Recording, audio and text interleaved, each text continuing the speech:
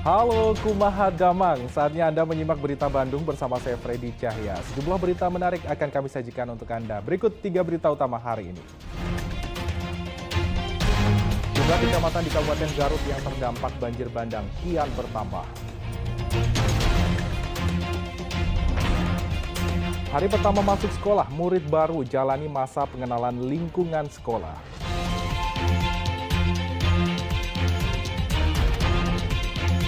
Menikmati keindahan alam sekaligus memacu adrenalin di Gunung Parang, Kabupaten Purwakarta.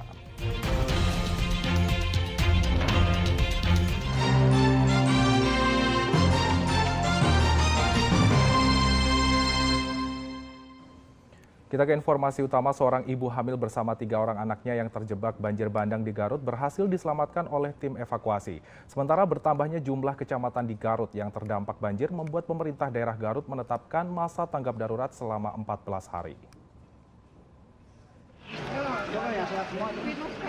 Beginilah detik-detik penyelamatan seorang ibu hamil bernama Arni Fujiawati saat banjir melanda Garut.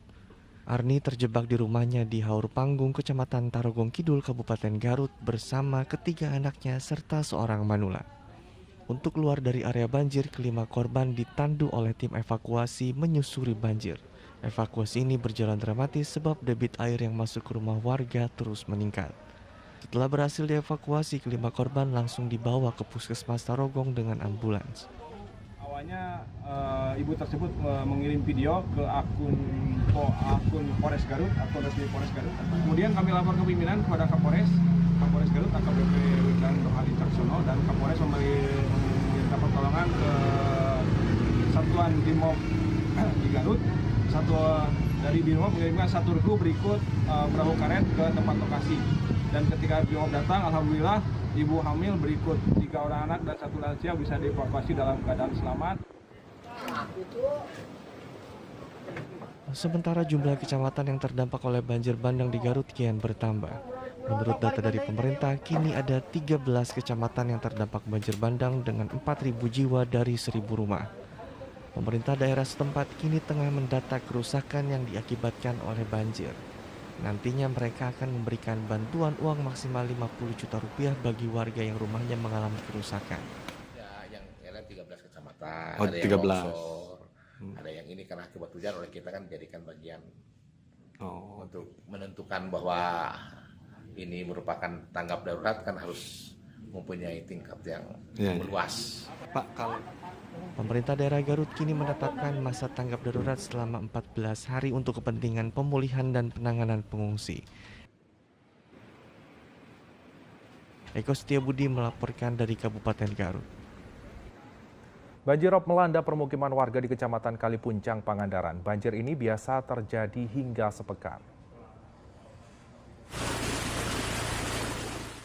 Air setinggi 20 cm merendam jalan-jalan hingga persawahan di Dusun Majingklak, Kecamatan Kalipuncang, Kabupaten Pangandaran. Genangan air yang masuk ke Dusun Majingklak merupakan fenomena banjirop yang terjadi karena adanya pasang surut air laut dan meluapnya Sungai Citanduy. Banjir akibat Sungai Citanduy terjadi setiap tahun.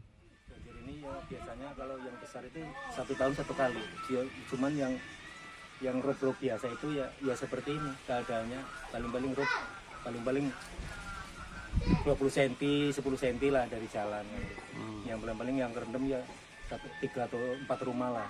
untuk di Banjirop seperti ini biasanya akan terjadi selama sepekan. Eko Setiabudi melaporkan dari Kabupaten Pangandaran. Diduga menghirup gas beracun, seorang bapak dan anak di Cirebon tewas di dalam sumur. 2 orang pekerja kuras sumur yang merupakan bapak dan anak tewas mengenaskan di dalam sumur. Kedua korban diduga tewas akibat menghirup gas beracun dari dalam sumur milik salah satu warga di Kecamatan Talun, Kabupaten Cirebon. Tewasnya kedua korban berawal saat mereka bersama dengan sejumlah pekerja lain bekerja mengurus sumur. Saat korban bernama Solihin akan naik ke permukaan sumur, lalu tiba-tiba ia lemas dan terjatuh. Melihat ayahnya terjatuh, korban bernama Andi berupaya menolong ayahnya. Namun keduanya malah terjatuh ke sumur sedalam 25 meter. Berapa orang yang kejebur, Pak? 2. Tadinya 1 bapaknya. Terus nulungin. Terus yang nulungannya. Proses evakuasi kedua korban berlangsung dramatis.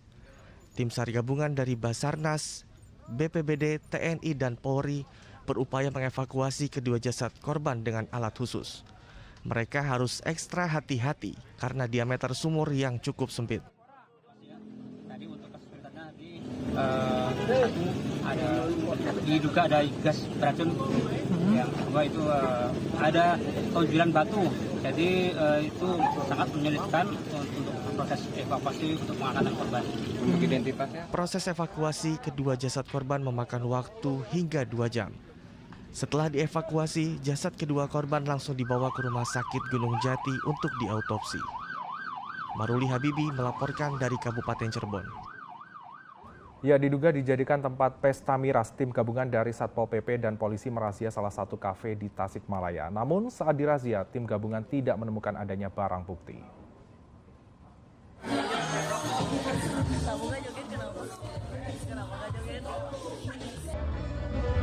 Video sekelompok pemuda yang tengah asik pesta miras sambil mendengarkan musik belum lama viral di jejaring sosial.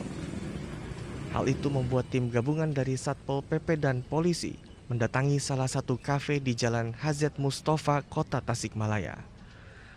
Razia yang dilakukan oleh tim gabungan tidak membuahkan hasil. Mereka tidak bisa melakukan apa-apa karena tidak menemukan adanya barang bukti. Kejadian pesta miras yang menyebar di media sosial merupakan keteledoran dari pihak pengelola kafe, di mana mereka tidak membatasi atau menyeleksi para pengunjung yang membawa miras masuk ke dalam kafe. Kejadiannya hari Jumat malam, memang kebetulan ada acara live musik. Mungkin ini juga dari keteledoran dari pihak pengelola, di mana mereka tidak membatasi atau menseleksi para pengunjung ke sini, sehingga ada para pengunjung yang membawa miras masuk ke dalam. Tim gabungan akan terus menelusuri izin usaha kafe untuk pemberian sanksi. Sebab berdasarkan informasi, kafe ini perizinannya masih tahap induk berusaha. Eko Setiabudi melaporkan dari Kota Tasikmalaya. Beberapa kasus kriminal di Jawa Barat kami sajikan dalam kilas kriminal berikut ini. Pencurian sepeda motor di Kota Cimahi semakin marak. Salah satu pencurian yang terjadi di Gang Ikras sempat terekam kamera pemantau. Malam hari, 4 orang remaja lelaki mencuri 2 unit sepeda motor sekaligus. Setelah merusak kunci, para pencuri mendorong motor dari halaman rumah korbannya, menyusuri gang hingga ke Jalan Jenderal Amir Mahmud, lalu kabur. Korban baru mengetahui motornya hilang, dicuri pada pagi hari. Di Jalan Mahmud Cicendo, Kota Bandung, sepasang muda-mudi yang tengah berteduh dari hujan di pinggir jalan ditodong 2 lelaki bermotor Jumat malam lalu. Satu pelaku langsung menyerang kedua korban menggunakan senjata tajam dan merampas 1 unit ponsel milik korban. Setelah merampas ponsel, kedua pelaku kabur. Kedua korban yang mengalami luka akibat senjata tajam dilarikan warga sekitar ke rumah sakit. Lebih dari 20 anggota LSM Al-Jabar ditangkap polisi setelah menyerang LSM Laskar Merah Putih di Kota Cirebon. Mereka ditangkap di Kecamatan Palimanan dan dibawa ke Mapolresta Cirebon untuk diperiksa. Penyerangan Sabtu lalu dipicu sengketa kendaraan jaminan perusahaan pembiayaan alias leasing. Dari para tersangka, polisi menyita senjata tajam dan airsoft gun.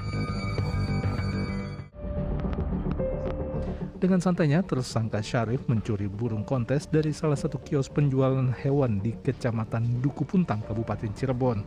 Ia tidak sadar ada kamera CCTV yang merekam kejahatannya. Bermodalkan rekaman wajah, tim buru sergap Satuan Reserse Kriminal Polresta Cirebon dengan mudah menangkap tersangka. Dari pengakuan tersangka, saat itu ia mencuri 6 ekor burung kicau siap kontes jenis murai, kacer, cucak hijau, dan kenari dari 3 toko penjualan hewan yang berdekatan.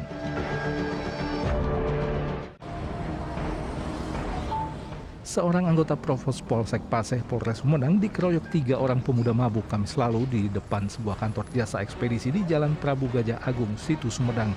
Korban dikeroyok karena ketiga pemuda mabuk yang nongkrong di tempat tersebut tengah malam tidak terima ditegur korban yang sedang berpatroli. Ketiganya kemudian menodongkan pisau ke korban, lalu mengeroyoknya hingga babak belur. Polisi kemudian menangkap 3 pemuda, Andi, Denny, dan Yogi, warga desa Cigentur, Kecamatan Tanjung Kerta. Tim Liputan melapor.